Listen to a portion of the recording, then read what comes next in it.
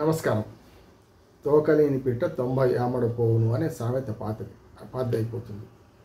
తోకలేని పిట్టను చేర్చడానికి ప్రధాన సాధనంగా పనిచేసిన పోస్ట్ ఆఫీసుల్లో పోస్ట్ బాక్స్ రేపు సెప్టెంబర్ 1, 2025 నుంచి ఎత్తేయబోతున్నారనే వార్త ఒక రక ఆశనిపాతమే.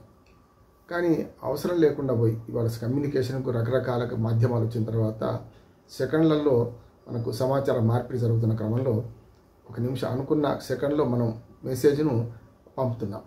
ఇక రోజుల తరబడి నెలల తరబడి నిరీక్షించాల్సిన అవసరం లేదు. టెలిగ్రామ్ అవసరం అప్పుడే ఎప్పుడో లేకుండా పోయింది.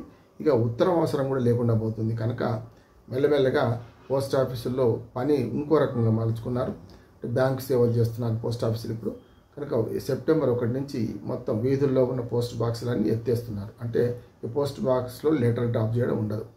నిజంగా నాకైతే చాలా వాటి పోస్ట్ ఆఫీస్తో పోస్టు డబ్బాలతో చాలా నాకు అనుబంధం ఉన్నది. గతంలో మీరు కోరిన పాటలు మనకు ఈ రేడియోకు రాయడం కానీ, అట్లాగే జనవాక్యం, ఈనాడు లేఖలు, అట్లాంటివి లేఖాస్త్రాలు సంధించడానికి పత్రికలు రాయడం కానీ, కథలు, కవితలు, పాటలు, పద్యాలు ఇవన్నీ పత్రికలు పంపడానికి కానీ ప్రధాన మాధ్యమంగా పోస్ట్ ఆఫీస్ పనిచేసింది మనకు.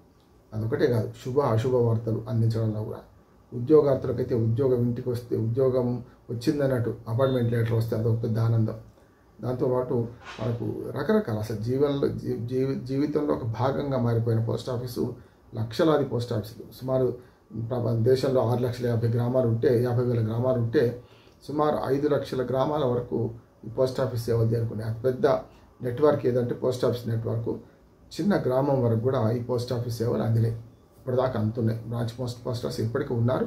పాతవి తీసేయలేదు, కొత్తవి పెట్టలేదు, కొత్త పోస్ట్ ఆఫీసులు పెట్టలేదు, బ్రాంచ్ పోస్ట్ మాస్టర్లు. అట్లానే దాని తర్వాత ఒక్కొక్క పోస్టల్ రంగంలో ఒక్కొక్క విప్లవాత్మక మార్పు వచ్చింది.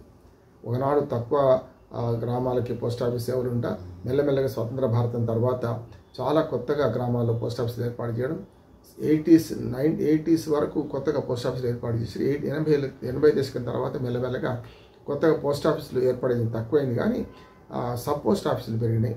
అట్లానే దూర ప్రాంతాలు ఎక్కడో ఉంటే వాయా ఫలానా రాసే బదులు పిన్ కోడ్ నెంబర్లు వచ్చిన తర్వాత డైరెక్ట్గా సబ్ పోస్ట్ ఆఫీసుల సంఖ్య మాత్రం 90 దశకంలో కూడా పెరిగినాయి పెద్ద ఎత్తున.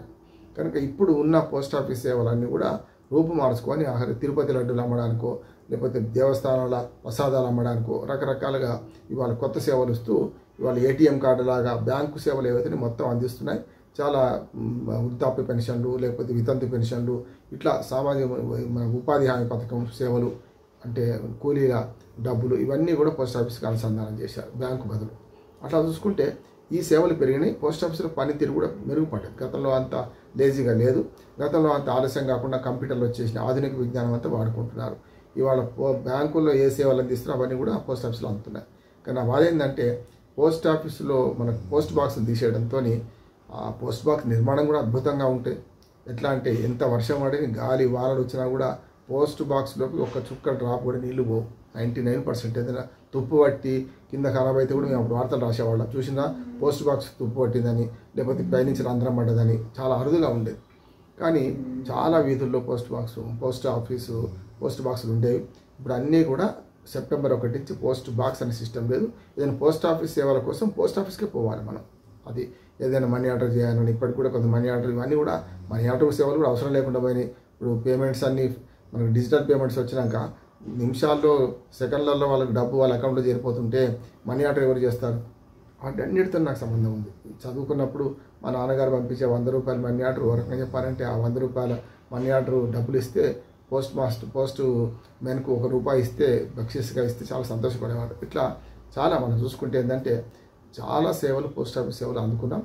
ఇప్పుడు మెల్లమెల్లగా ఇవన్నీ దూరం అవుతుంటే మా తరానికి బాధగా అనిపిస్తున్నా కూడా తరం మారుతున్నది, స్వరం మారుతుంది. తరం మారిన కొద్దీ అవకాశాలు కూడా మారుతాయి, అవకాశాలు పెరుగుతాయి. కనుక ఆధునిక యుగంలో పోస్ట్ ఆఫీస్ సేవలకు ఇక మెల్లమెల్లగా చరమగీతం పోస్ట్ ఆఫీస్ సేవలకు కాదు కానీ నేను చెప్పిన ఉత్తరాలు కానీ టెలిగ్రామ్లు కానీ పోస్ట్ బాక్సులు కానీ మాయమయ్యే పరిస్థితి ఉన్నది.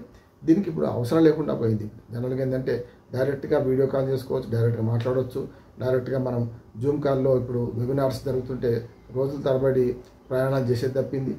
అట్లాగే ప్రతి టీవీ స్టూడియోకి అయితే స్వయంగా పోవాల్సి వస్తుంది. ఇప్పుడు అట్లా కాదు, ఇంట్లో కూర్చొని 10 టీవీల్లో మాట్లాడగలుగుతున్నాం. ఇవన్నీ ఆధునిక విజ్ఞానం చేరువలోకి వచ్చినాక కొన్ని మెల్లమెల్లగా ఆగిపోతాయి. ల్యాండ్ ఫోన్స్ ఉన్నాయి ఇప్పటికీ, కానీ పెద్దగా వాడకం తక్కువ ఉన్నాయి. కానీ ల్యాండ్ ఫోన్స్ ఇప్పటికీ ఉన్నాయి.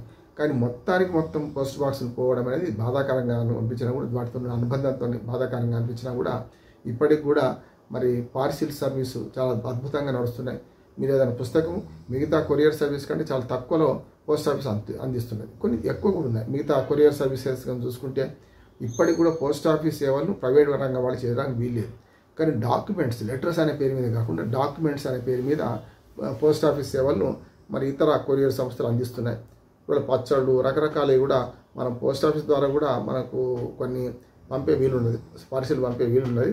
కానీ తక్కువ. మిగతా కొరియర్ వ్యవస్థలు చాలా వచ్చిన తర్వాత విదేశాలకు కూడా మనం ఇవాళ కొరియర్ సేవల ద్వారా అనేక వస్తువులు కూడా పంపగలుగుతున్నాం. కనుక కూరగాయల నుంచి మొదలుకొని అన్ని రకాలుగా మనకి ఇంటికే జొమాటో ఆహార పదార్థాలు కూడా వచ్చిన తర్వాత ఇప్పుడు పోస్ట్ ఆఫీస్ సేవలు చాలా తక్కువైనాయి. కనుక స్పీడ్, సమాచార మార్పిడిలో స్పీడ్ పెరిగిన తర్వాత పాతకాలం ఎన్ని రోజులు ఉపయోగించుకుంటారు. కనుక బాధాకరమైనా సరే సమాజాన్ని బట్టి మనం మారాల్సిందే. సమాజంలో జరుగుతున్న మార్పుల్లో భాగంగా ఇది కూడా గమనించాల్సిందే. కాకపోతే ఆ పాత పదాలు, పాత సినిమాలను మనకు ఉత్తరం వచ్చిందని చెప్పడం, లేకుంటే ఇట్లాంటివన్నీ కూడా మనకు ఒక సినిమాలకి పాతకాలం నాటి సినిమాలు చూడాల్సిందే, తప్పదు. ఇక ఏదైనా సరే ఈ ఆధునిక యుగంలో మార్పులు సహజం. ఆ సహజమైన మార్పుల్లో తరాలు మారుతున్న కొద్దీ ఇలాంటి పద్ధతులు కూడా మారుతాయి. దాన్ని మనం అంగీకరించాల్సిందే. బాధపడ్డా కూడా అంగీకరించాల్సిందే, అంతకని ఏమి చేయలేం. కనుక పోస్ట్ బాక్స్ నిర్మాణంతో సహా అద్భుతంగా ఉండి మరి వాటి దాకా మనకు పోస్ట్ బాక్స్లో ఉత్తరాలు తీయడం కూడా పోస్ట్ మ్యాన్ వచ్చి ఉత్తరాలు తీసే పద్ధతి కూడా ఆసక్తిగా చూసేవాళ్ళం మనం అంతా కూడా. కనుక ఇవన్నీ ఇప్పుడు మెల్లమెల్లగా పాతకాలం భావనలు అయిపోయినాయి. ఆధునిక యుగంలో సమాచార మార్పిడికి అనేక మార్గాలు వచ్చిన తర్వాత కొన్ని పాత పద్ధతులు పోవడానికి మనం మానసికంగా సిద్ధం కావాలి. అట్లా సిద్ధమవుతూనే ఒక రకంగా బాధ వ్యక్తం చేస్తూ ముగిస్తున్నాం. నమస్కారం.